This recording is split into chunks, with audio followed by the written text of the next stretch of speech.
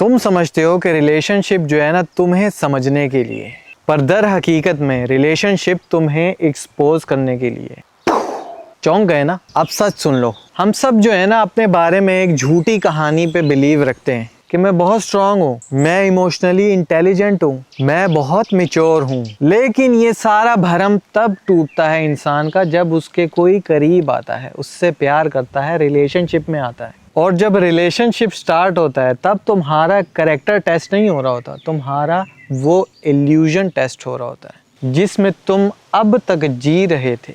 वो बंदा जो तुम दुनिया को दिखाते हो और वो बंदा जो तुम्हारे अंदर छुपा हुआ है। और यहीं से ब्रेकडाउन शुरू होता है। एक बंदा कहता है मैं चिल हूँ, मुझे फर्क नहीं पड़ता, मैं बहुत मैच्योर इंसान हूँ, मुझे ड्रामा पसंद नहीं, ना मैं ड्रामा क्रिएट करता हूँ। लेकिन वहीं जब उसकी बंदी उसको इग्नोर करती है तो फिर वो ओवर थिंक करता है, मैसेजेस चेक करता है और साइलेंटली अंदर गुस्सा पाल रहा होता है।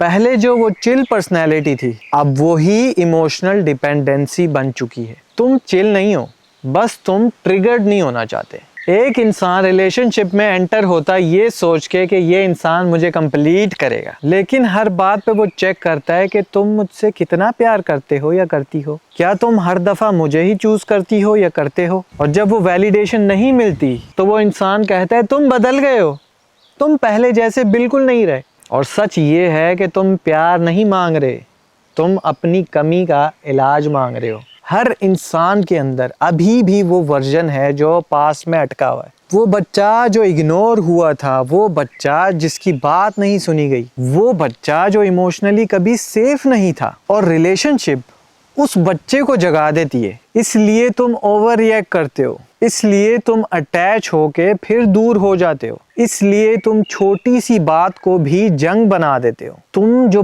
प्रेजेंट में रिएक्ट कर रहे हो वो तुम्हारे पास्ट का इको है।